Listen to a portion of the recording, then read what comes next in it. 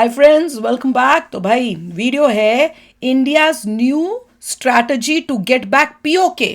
देखें भैया क्या स्ट्रैटेजी हो सकती है हमारी। मुझे तो लगता है पाकिस्तान का तो भट्ठा इतना बैठने वाला है कि they will have no other option. They टूटेगा है पाकिस्तान टुकड़ों में। तो वीडियो शुरू करते हैं। वीडियो शुरू करने से पहले अगर आप चैनल पर नए हो और आपने अभी तक सब्सक्राइब नहीं किया तो जल्दी से पहले सब्सक्राइब के बाद बेल आइकन को क्लिक कर लो ताकि आपको हमारे सारे न्यू वीडियोस के नोटिफिकेशन मिल जाए जैसे हम अपलोड करें। अगर आपको वीडियो पसंद आता है प्लीज लाइक एंड शेयर। चलिए शुरू करते हैं। देखिए, पाकिस्तान के लिए इंडिया बेसिकली इल्यूमिनाटी है। पाकिस्तान में जो भी गड़बड़ है वो इंडिया की गलती है। जो मौजूदा करंट टाइम के अंदर हम दिवालिया हो रहे हैं उसमें भी भारत मुलव्विस हो सकता है। पाकिस्तान आज तालिबान की प्रॉब्लम्स के लिए भी इंडिया को ब्लेम कर रहा है। क्रिकेट की प्रॉब्लम्स के लिए भी इंडिया को ब्लेम कर रहा है। अब तो पाकिस्तान इंडिया से इतना नाराज है कि कह रहा है कि इंडिया अगर सुधरा नहीं तो वो इंडिया में वर्ल्ड कप खेलने के लिए नहीं आएंगे। मैं तो पहले भी कहते थे नहीं आज तो भाड़ में जाए, हमें कोई फर्क नहीं पड़ता। आओ खेलो, खेलते क्यों नहीं है, भागते। अबे तुझे ग्रुप में बुलाया किसने, मुझे ये तो बता। तुझे कहा किसने ग्रुप में आने को? साहब, वैसे तो पड़ोस का चिंटू भी ये बोल सकता है कि मैं कटरीना कैफ से शादी नहीं करना चाहता, लेकिन औकात भी। पाकिस्तान के प्राइम मिनिस्टर साहब भी गुस्से में चीख के प्रेस कॉन्फ्रेंस कर रहे हैं क्योंकि माइक का इस्तेमाल नहीं कर सकते ना, बिजली नहीं है देश में। वजीर आला तलबा में लैपटॉप्स तकसीम करने की तकरीब के दौरान नामालूम शायर की मारूफ नज़म द डोंट क्विट सुनाने लगे तो बिजली चली गई। तो पाकिस्तान इंडिया पर इतना नाराज हो रहा है, इससे एक सवाल उठा है, क्या इंडिया ने फाइनली पाकिस्तान की क्राइसिस को नोटिस किया है और डिसाइड किया है कि पाकिस्तान की इतनी सारी क्राइसिस को देखते हुए अपनी स्ट्रेटेजिक गोल्स पाने का ये बहुत अच्छा मौका है। तो क्या इंडिया उन स्ट्रेटेजिक गोल्स को पाने की तैयारी कर रहा है? आइए पता करते हैं।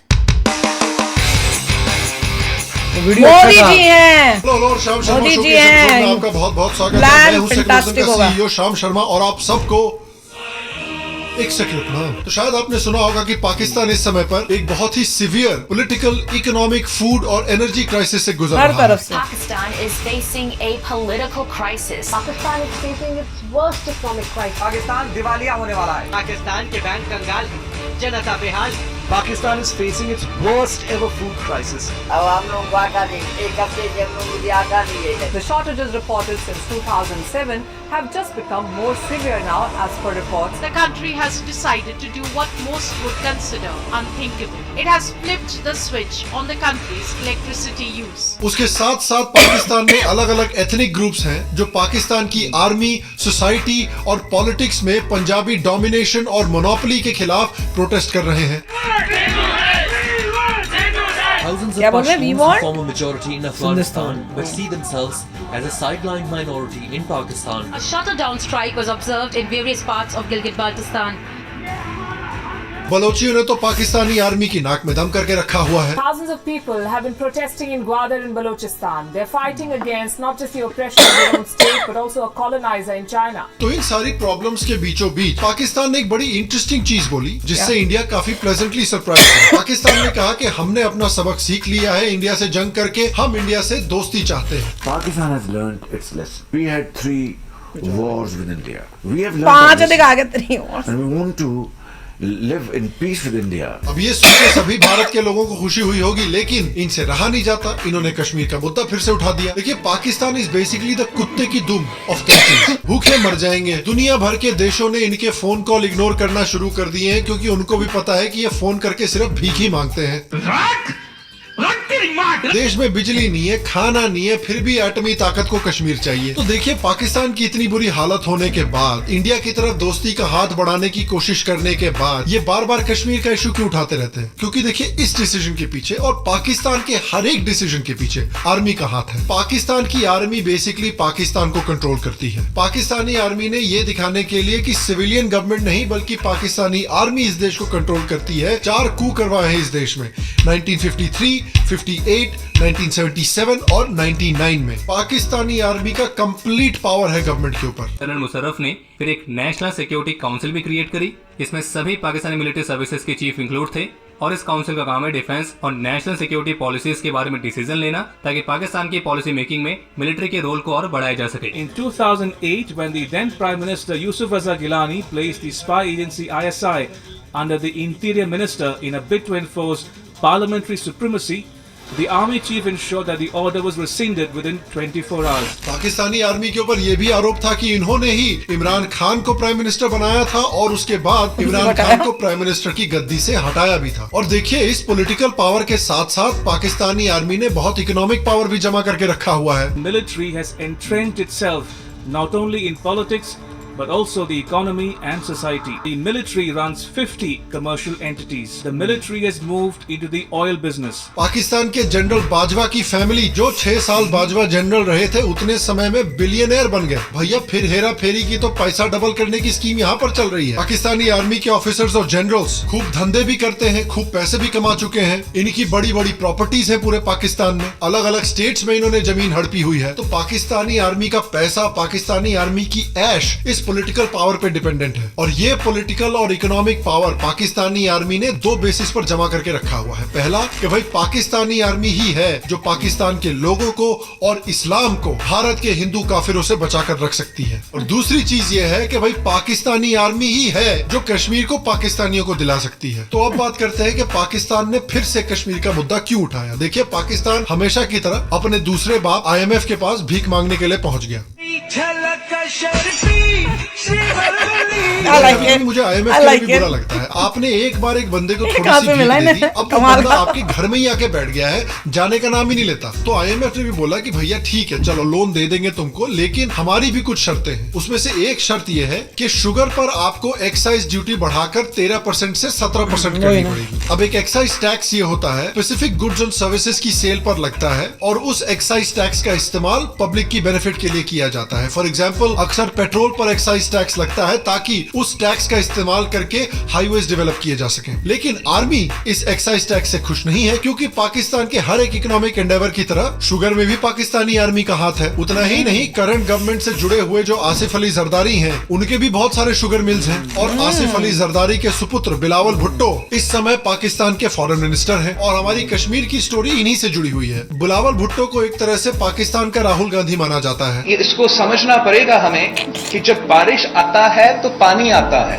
जब ज्यादा बारिश आता है तो ज्यादा पानी आता है। ये भी एक बहुत बड़ी और पावरफुल पॉलिटिकल फैमिली से आते हैं और ये ex prime minister Benazir Bhutto के पुत्र हैं। अब बिलावल भुट्टो ने पाकिस्तान की पॉलिटिकल, इकोनॉमिक, सोशल और फूड और एनर्जी क्राइसिस के बीच में यूनाइटेड नेशंस में जाके अपने देश को कैसे बचाया जाए उसके बारे में बात करने के बजाय कश्मीर का मुद्दा उठा दिया। Resolve the Kashmir dispute. Kashmir. Open the doors to peace in South Asia. India ने भी ये देखा कि भैया खाने और पैसे के लाले पड़े हुए हैं, लेकिन आपको कश्मीर चाहिए है, हवाई चप्पल की औकात नहीं है, लेकिन आपको हवाई जहाज चाहिए। तो इंडिया ने भी बोला ठीक है, खुजली ही करनी है तो खुजली हम भी कर सकते हैं। तो इंडिया ने अनाउंस किया कि जो पाकिस्तान और इंडिया के बीच की इंडस वाटर ट्रीटी है, वो उसको पूरी तरह से रीनेगोशिएट करना चाहते हैं। करंटली इंडस वाटर ट्रीटी में ये डिसाइड हो रखा है कि सिंधु नदी और उसकी जो ट्रिब्यूटरीज है, उसका 16% पानी इंडिया के पास जाएगा और 84% पानी पाकिस्तान के पास जाएगा। अब इंडिया जो है वो चेनाब नदी पर एक रातले डैम को डेवलप करना चाहते हैं हाइड्रो इलेक्ट्रिक पावर के लिए। पाकिस्तान ने इस पर ऑब्जेक्शन खड़ा कर दिया कि नहीं भाई, इससे हमारे पानी पर इफेक्ट हो जाएगा। इंडिया ने कहा है कि इसमें बहुत कम पानी इस्तेमाल होता है, आपके पानी पर कोई इफेक्ट नहीं पड़ेगा। लेकिन पाकिस्तान मान नहीं रहा। अब आप भी देखिए पाकिस्तान की कंफ्यूजन को समझने की कोशिश कीजिए। देखिए, पाकिस्तान ने कभी डेवलपमेंट देखी नहीं है तो वो डेवलपमेंट देख के कंफ्यूज हो जाते हैं। उन्होंने हाइड्रो इलेक्ट्रिक पावर प्लांट देखा और सोचा कि कहीं एलियंस काफिरों को ये टेक्नोलॉजी तो नहीं दे रहे पाकिस्तान से लड़ने के लिए। अगर इस ट्रीटी में पाकिस्तान या इंडिया को कोई प्रॉब्लम हो तो उस डिस्प्यूट को सेटल करने के 3 तरीके होते हैं। पहला है बायलैटरल टॉक्स, दूसरा है कि एक न्यूट्रल एक्सपर्ट को अपॉइंट किया जाए दोनों के बीच के डिस्प्यूट को सेटल करने के लिए, और तीसरा है कोर्ट ऑफ आर्बिट्रेशन, जहां पर पाकिस्तान और इंडिया दोनों अपने 2 रिप्रेजेंटेटिव्स को भेजेंगे वहां पर केस आर्ग्यू करने के लिए और वहां पर इस इशू को सेटल किया जाएगा। The problem there that a court of arbitration has the powers to injunct the party. It has the power to injunct the party constructing a project. अब इनिशियली पाकिस्तान और इंडिया ने डिसाइड किया कि इस मामले को एक न्यूट्रल एक्सपर्ट से सेटल किया जाएगा, लेकिन अचानक से पाकिस्तान में केजरीवाल जी की आत्मा समा गई और उन्होंने यू टर्न मार के बोला कि नहीं, अब हम कोर्ट ऑफ आर्बिट्रेशन में जाना चाहते हैं। क्या मेरा कसूर क्या है? इंडिया इस बात पे चिढ़ा हुआ है कि यार आप हमारे प्रोजेक्ट को बार बार डिले करने की कोशिश कर रहे हो। तो उन्होंने कोर्ट ऑफ आर्बिट्रेशन को ही बॉयकॉट कर दिया, अपने रिप्रेजेंटेटिव्स भी नहीं भेजे और अब कह रहे हैं कि हम पूरी ट्रीटी रीनेगोशिएट करना चाहते हैं। हम ये रीनेगोशिएट करना चाहते हैं कि ये डिस्प्यूट सेटलमेंट मैकेनिज्म जो है ये किस तरह से इस ट्रीटी में यूज किया जाएगा। India wants a hierarchy of these resolution mechanisms. शायद इंडिया ने देखा है कि पाकिस्तान इस समय पर काफी वीक पोजीशन में है, तो अपने कुछ स्ट्रेटेजिक गोल्स जैसे इंडस वाटर ट्रीटी को रीनिगोशिएट करने का ये शायद एक अच्छा मौका है। उसके ऊपर से क्रिकेट का इस्तेमाल करके भी इंडिया प्रेशर डालने की कोशिश कर रहा है पाकिस्तान के ऊपर। इंडिया ने बोला कि ठीक है भैया, आपको कश्मीर चाहिए तो क्रिकेट खेलना जरा भूल जाइए। इस मामले की शुरुआत होती है 2021 में, जब Jay Shah Asian cricket council के प्रेसिडेंट बनते हैं। उसी साल अनाउंस किया गया कि पाकिस्तान जो है वो एशिया कप होस्ट करेगा, जो कि आप इमेजिन कर सकते हैं काफी धमाकेदार लोकेशन है एशिया कप के लिए। याद करिए पिछली बार पाकिस्तान ने बड़ा टूर्नामेंट होस्ट किया था तो क्या हुआ था। तो पाकिस्तान की रेपुटेशन को ध्यान में रखते हुए एशिया कप की लोकेशन पाकिस्तान से शिफ्ट कर दी गई है। पाकिस्तान इस बात पे बहुत नाराज है कि यार ऐसे ही पैसे के लाले पड़े हुए हैं, थोड़े मोड़े पैसे आ जाते एशिया कप से, अब वो भी हाथ से निकल गए। और पाकिस्तान एशिया कप के वेन्यू को शिफ्ट करने के लिए जय शाह और बीसीसीआई के मैनिपुलेशन के ऊपर आरोप लगा रहा है। और इसी बात पर उन्होंने इंडिया को धमकी भी दी है कि अगर बीसीसीआई अपनी मैनिपुलेशन को नहीं रोकता और अगर कश्मीर से वर्ल्ड कप के लोकेशन नहीं हटाए जाते तो हम इंडिया आएंगे ही नहीं क्रिकेट खेलने के लिए वर्ल्ड कप में। खबर बहुत बड़ी है कि पाकिस्तान ने वर्ल्ड कप बॉयकॉट करने का की वो चुनौती चेतावनी दी है। चलिए कोई बात नहीं, रवीश जी और आरफा खानूम का दिल थोड़ा टूटेगा लेकिन जी लेंगे आपके बिना। उसके ऊपर से पाकिस्तान ने हाल में ही इंडिया पर यह भी आरोप लगाया है कि पाकिस्तानी तालिबान को इंडिया ट्रेनिंग और सपोर्ट दे रहा है पाकिस्तान पर अटैक करने के लिए। देखिए, एक पुरानी कहावत है कि अगर आपको जानवर कंट्रोल करना नहीं आता तो जानवर ना पालें। पाकिस्तान ने तालिबान को डेवलप किया, उन्होंने सोचा कि ये सिर्फ काफिर अमेरिकन और इंडियंस के ऊपर अटैक करेंगे, लेकिन अब तालिबान पाकिस्तान गवर्नमेंट के पीछे हाथ धो के पड़ गया है, तो वो इंडिया को ब्लेम कर रहे हैं। इंडिया ने ऑब्वियसली कोई भी इन्वॉल्वमेंट को डिनाई किया है। इंडिया ने बोला है कि हमारा कोई हाथ नहीं है इसमें, और हमें कभी नहीं पता चलेगा कि इंडिया ने सपोर्ट किया है तालिबान को या नहीं किया है। लेकिन अगर पाकिस्तान कश्मीर में आतंकवाद को सपोर्ट कर सकता है तो फिर इंडिया भी। तो देखिए, अब पाकिस्तान की सिचुएशन इस समय पर बहुत नाजुक हो रखी है। पाकिस्तान की पॉलिटिकल, इकोनॉमिक, सोशल, फूड और एनर्जी क्राइसिस ने पाकिस्तानी आर्मी को, पाकिस्तानी गवर्नमेंट को काफी कमजोर पोजीशन में रखा हुआ है अभी। तो शायद इंडिया ये देख रही हो कि ये बहुत अच्छा मौका है पाकिस्तान पर थोड़ा प्रेशर डालने का, पाकिस्तान का हाथ थोड़ा मरोड़ने का, और इंडिया की जो स्ट्रेटेजिक डिमांड्स हैं उन डिमांड्स को पाने का। चाहे इंडस वाटर ट्रीटी हो, चाहे पाकिस्तान की इकोनॉमिक सिचुएशन को और खराब करना हो, चाहे पाकिस्तान ऑक्युपाइड कश्मीर को इंडिया में वापस इंटीग्रेट करने की कोशिश करनी हो। क्या पता अगली बार कब पाकिस्तानी आर्मी इतने कमजोर पोजीशन में हो या पाकिस्तानी गवर्नमेंट इतने कमजोर पोजीशन में हो। तो मैं आपसे पूछना चाहता हूँ, क्या आपको लगता है कि ये मौका बहुत अच्छा है इंडिया के लिए अपने स्ट्रेटेजिक गोल्स अचीव करने का, और क्या इंडिया पीओके को इंडिया में इंटीग्रेट करने का अपना स्ट्रेटेजिक गोल अचीव कर पाएगी? देखिए, मेरा पर्सनल ओपिनियन ये है कि अभी कुछ साल तक इंडिया को ये नहीं करना चाहिए। पहले इंडिया जिस कश्मीर को एडमिनिस्टर कर रही है उसको पूरी तरह से स्टेबल कर दिया जाए। जिस दिन कश्मीर स्टेबल हो गया उस दिन पीओके को वापस इंटीग्रेट इंडिया में करने का एक फुल ब्लोन कैंपेन चालू करना चाहिए। जैसे जैसे इंडिया की इकोनॉमिक पोजीशन और स्ट्रांग होती रहेगी, जैसे जैसे पाकिस्तान की इकोनॉमिक पोजीशन और वीक होती रहेगी, वैसे वैसे इंडिया का जो पोजीशन है पीओके को वापस इंडिया में इंटीग्रेट करने का वो और भी स्ट्रांग होता रहेगा। बाकी अगर आपको आज का एपिसोड पसंद है तो प्लीज आज के एपिसोड को एक लाइक दे, एक थम्स अप दे, इससे मेरी बहुत मदद होती है, इससे शो की बहुत मदद होती है। अगर आप शाम शर्मा शो का लेटेस्ट मर्च चेकआउट करना चाहते हैं तो नीचे मर्च स्टोर के लिंक पर क्लिक करके चेकआउट करें। अगर आप शाम शर्मा शो के मग क्लब के मेंबर बनना चाहते हैं तो नीचे पेट्रियन के लिंक पर क्लिक करके शाम शर्मा शो के मग क्लब के भी मेंबर बने। बाकी मैं आपसे अगले एपिसोड में मिलूंगा, और तब तक स्वस्थ रहें, सुखी रहें, फिर मिलेंगे।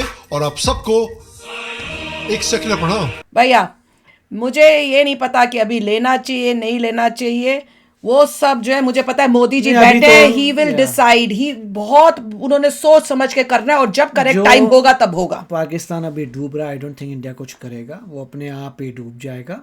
और ज़ोर ज़बरदस्ती से कुछ भी चीज़ अभी करनी नहीं है। इंडिया को तेज़ी से इंडिया प्रोग्रेस कर रहा है। $5 ट्रिलियन इकॉनमी बनना है इंडिया ने जीडीपी में। 2030 का एस्टिमेट कर रहे हैं, मगर जैसे जैसे प्रोग्रेस हो गई 2028 तक भी हो सकता है। कई लोग कह रहे हैं कि 2026 में भी हो सकता है। तो इतनी तेज़ी से स्पीड हमारी आगे है, उसमें कोई डैम्पर नहीं लगना चाहिए, कोई वॉर नहीं होनी चाहिए, कोई फालतू काम नहीं होना। जब आप पहुंच जाएंगे वहाँ तक कि नंबर 3 बन गए हैं, तब सोचिए क्या करना है। और तब तक पाकिस्तान और गरीब हो जाएगा, फिर आप बहुत ही बड़े होंगे, पाकिस्तान बहुत ही छोटा होगा in with respect to money. और फिर हम नेगोशिएट करके कुछ खरीद सकते हैं, जो भी करना है कर सकते हैं, कुछ चीज़ें दे सकते हैं, तो वो होगा। तो मेरे ख्याल से सिर्फ फोकस होना चाहिए ग्रोथ के लिए। 5 ट्रिलियन इकॉनमी बननी चाहिए, जितनी जल्दी हो सके जर्मनी जापान को हराओ, उसके बाद देखेंगे तब तक पाकिस्तान कहाँ पहुँचता है। तो मेरे ख्याल से तब तक कोई फाइट की ज़रूरत नहीं है। अपने आप ही जिस डायरेक्शन पे वो लोग जा रहे हैं वो अपने आप को ही तबाह करके छोड़ेंगे। कुछ पता नहीं उनकी फाइटिंग से उनके टुकड़े हो जाएं, क्या हो जाए, हु नोस। मेरे को तो पूरा कॉन्फिडेंस है, मोदी जी ने और उनकी टीम ने बहुत प्लान कर करके सब सोचा हुआ होगा और करेक्ट टाइम पे सब चीज़ें करेक्ट होंगी। क्योंकि अगर आप पास भी देख लो, मोदी जी ने करेक्ट टाइम पे किया है। वो हमारी तरह वो नहीं हो जाते हैं, वो पूरी उनकी टीम सोच समझ के कि अब इस टाइम अब करना है, वो होगा। तो बस वेट हो रही है कब होएगा, होप है और पक्का है कि होएगा तो जरूर, आएगा तो जरूर, आएगा जरूर। तो चलो फ्रेंड्स, आप भी अपने शेयर करना थॉट्स कमेंट सेक्शन में। चलते हैं, मिलेंगे नेक्स्ट वीडियो में बहुत ही जल्द। Till then take care and bye bye. तो अगर आप मेरे इस चैनल पे नए हो तो जल्दी से सब्सक्राइब के बटन को हिट करो और बेल आइकन को क्लिक करो ताकि आपको मेरा जब नया वीडियो मैं लगाऊं आपको उसके बारे में जल्दी से पता चल जाए।